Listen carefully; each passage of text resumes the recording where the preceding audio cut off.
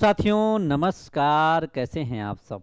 चलिए, आप लोगों को सारी चीज़ें ससमय तय समय पे जानकारी देना ज़रूरी है।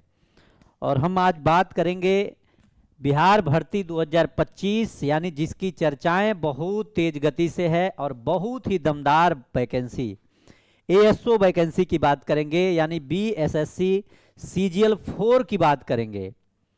तो सबसे महत्वपूर्ण बात साथी यही है कि इसमें क्या क्या परिवर्तन हुए हैं। चूंकि आपको पता है इसमें एडिट का ऑप्शन भी दिया गया है जो 12 बिंदुओं पे काम कर रहा है, यानी 12 बिंदु यानी 12 ऐसे कॉलम होंगे। जब आप एडिट करेंगे, पोर्टल को खोलेंगे तो उसमें आपको दिखाया जाएगा कि यहाँ पर आप लोग एडिट का ऑप्शन जो दिया गया है उसमें सुधार कर सकते हैं। तो उसी सारे बिंदुओं पे हम बात करेंगे। पुनः आप सभी का, जो भी मेरे नए साथी हैं या पुराने साथी हैं, उन सभी साथियों का मैं हृदय की अनंत गहराइयों से आपके अपने मिशन 50 परिवार में बहुत बहुत बहुत बहुत स्वागत और वंदन अभिनंदन करता हूं। एक बार प्लीज आप लोग जो मेरे नए साथी होंगे, सेशन को जरूर लाइक, शेयर और सब्सक्राइब कर लीजिएगा। हम बात करते हैं आज बिहार भर्ती 2025 की और बीएसएससी सीजीएल 4। ये ऐसी वैकेंसी साथी, ऑब्जेक्टिव मोड में आप पेपर दे करके मात्र बहुविकल्पी प्रश्नों को सॉल्व करके आप आसानी से, जिसमें इंटरव्यू मेंस होता था, उस ऐसे वैकेंसी यानी कि सीजीएल की वैकेंसी, एएसओ की सहायक प्रशाखा पदाधिकारी का वैकेंसी है। और वो भी लेवल 7 की वैकेंसी है मेरे भाई, लेवल 7 की वैकेंसी है, छोटी मोटी नहीं, ये लेवल 7 की वैकेंसी है। और इस एएसओ पोस्ट के लिए आप लोग अच्छे से पढ़ करके और जल्द से जल्द नौकरी ले सकते हैं कम समय में। आपको पता है कि ये बहाली चुनाव से पहले, जब ये बहाली चीजें जब शुरू हुई थी, प्रक्रिया बहाली थोड़ी पुरानी है लेकिन अब लेट हो रहा है, लेकिन अब इसमें एक्टिव मोड में आयोग आ चुका है। यानी आयोग जो है, बीएसएससी जो है, अब एकदम एक्टिव मोड में है, क्योंकि अब परीक्षाएं कराना अत्यंत जरूरी हो चुका है। अब चुनाव की प्रक्रिया संपन्न हो चुकी है। अब केवल और केवल सिर्फ और सिर्फ, आपको पता ही है, कोई अधिकारी कोई सचिव अभी परिवर्तित नहीं हुए, जो हैं वही लोगों को काम करना है। इसीलिए किसी को नहीं इधर का उधर किया जा रहा है, क्योंकि काम जल्दबाजी में हो। हम पहले नोटिस को देखेंगे, उसके बाद से हम इस पे बात करेंगे कितने आवेदन हुए हैं, इसमें क्या इस बार की कट ऑफ रहने वाली है, कितनी इसमें और भी जो कंपटीशन है वो बढ़ने वाली है, कैसे, और इस कंपटीशन को कैसे आप बीट कर सकते हैं, इसके बारे में हम लोग बात करेंगे। देखिए, ये 21 तारीख का है, आपको मैं दिखाना चाहता हूं। यहां पे जो लोग अभी एडिट का ऑप्शन नहीं लिए थे उनके लिए मैं बता रहा हूं। यहां पे दिया हुआ है क्या कि 12 बिंदुओं पे छोटी छोटी जो जानकारियां हैं जो आपके लिए उपयुक्त है, उसी को हम लोग ध्यान में रखते हुए पढ़ते हैं। बाकी और सारी चीजें आप लोग आराम से, इस नोटिस को मैं टेलीग्राम लिंक पे मैं टेलीग्राम में डलवा दूंगा, आप वहां से आप लोग जुड़ जाइएगा। टेलीग्राम का लिंक आपको पता है ना, डॉक्टर रंजीत कुमार सिंह आईएएस लिखेंगे टेलीग्राम पे, मिल जाएगा आपको, सर की फोटो लगी होगी। यहां बात हो रही है कि 12 बिंदुओं पर एडिट उपलब्ध कराते हुए वांछित लिंक आयोग की वेबसाइट पर प्रदर्शित की गई है। यानी कि 12 बिंदुओं पे आप लोग अपना एडिट कर सकते हैं, जो गलती है, जो त्रुटि है, उसका आप सुधार कर सकते हैं। इस चीज को ध्यान में रखते हुए इसको आप लोग क्लियर कर लीजिएगा। आगे हम बढ़ते हैं, आगे बढ़ते हैं हम लोग सीटों को लेकर के। यहां पे सीट का ब्यौरा दिया गया है, लेकिन मैं सोचा आपको कम समय में बेहतरीन तरीके से आपको समझा दूं कि सीटों की संख्या कैसे, किस प्रकार, कैसे क्या होने वाली है। फिर हम बात करते हैं आवेदन कितने हुए हैं।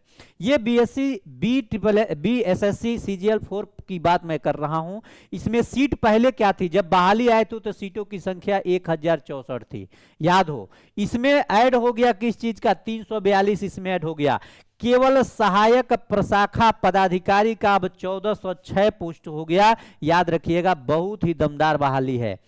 ये ऐसी वैकेंसी है, ऐसा ये पोस्ट है, ऐसा पद है कि अपने आप में एक अलग सा ही फील कराता है, नाम लेने पे ही फीलिंग आने लगती है। लेकिन मैं उसी लिए बता रहा हूं, केवल आप ऑब्जेक्टिव पेपर पास करके और आप आराम से बन सकते हैं क्या, सहायक प्रशाखा पदाधिकारी।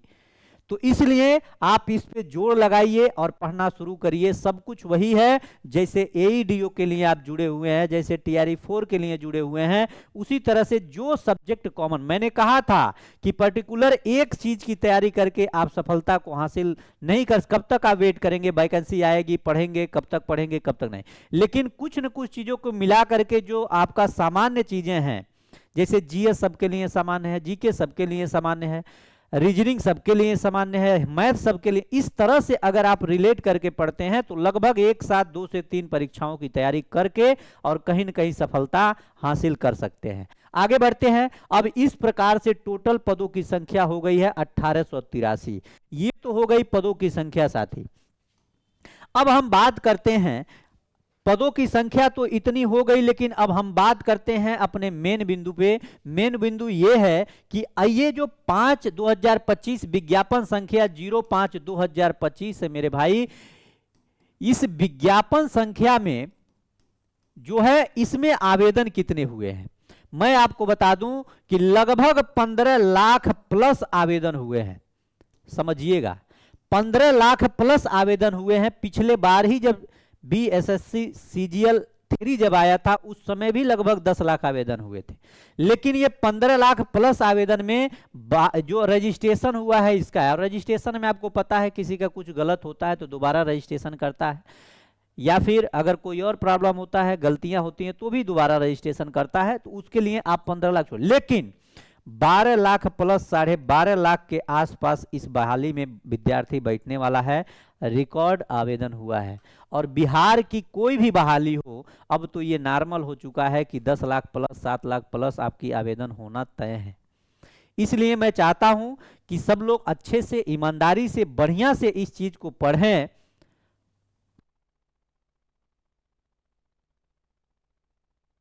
तो इसको अच्छे से, ईमानदारी से अभी से पढ़ना शुरू करें। हाँ, मैं बार बार एक चीज को कहता हूं, किसी एक बुक को अपना आधार बनाएं। जब तक किसी एक बुक को अपना आधार नहीं बनाएंगे तब तक ये मान के चलिए आप लोग कोई भी चीज आसानी से नहीं हासिल कर सकते। इसलिए अगर बेहतर तरीके से किसी भी चीज को समझना हो, पढ़ना हो, तो उसके लिए आप लोग कम से कम एक बुक को अपना आधार, चाहे वो प्रैक्टिस सेट ही क्यों ना हो, और वो प्रैक्टिस सेट जिसका डिस्क्रिप्शन भी दिया हो, यानी कि क्वेश्चन के साथ साथ चारों ऑप्शन का एक्सप्लेनेशन दिया हो, उसको अपना आधार बनाइए। मैं पूरे जिम्मेदारी के साथ कहता हूं, अगर एक बुक को 8 से 10 बार आप पढ़ते हैं तो मैं पूरा 100% कहता हूं कि लगभग आप 70% क्वेश्चन सही करके आएंगे। 10 बुक को पढ़ने की आवश्यकता नहीं है, किसी एक बुक को पढ़िए और इतना बेहतर, इतना शिद्दत से पढ़िए कि वो सारी चीजें आपके दिमाग में फीड हो जाए। हाँ, एक चीज है, कोई भी चीज सब कुछ याद नहीं होता। अगर सब कुछ याद होने वाला हो तो आदमी पागल हो जाएगा।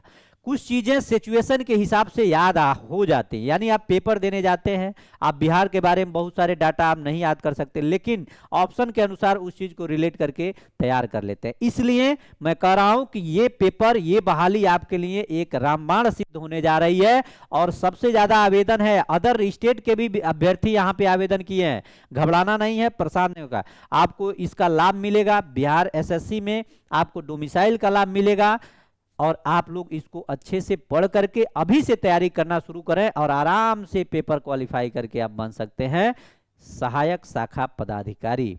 तो चलिए, ये हमारा जो पदों की संख्या था, और बहुत सारे तरह तरह की बातें हो रही हैं, यहां से पढ़िए, वो पढ़िए। मैं किसी भी चीज को मैं ये नहीं कहता हूं, जहां आपको अच्छा लगे ठीक है, लेकिन यूट्यूब पे समय कम दीजिए, एथेंटिक क्लासों पे समय दीजिए। बर्बाद जीवन करने का मतलब है कि यूट्यूब पे यहां कूद काद के पढ़ना।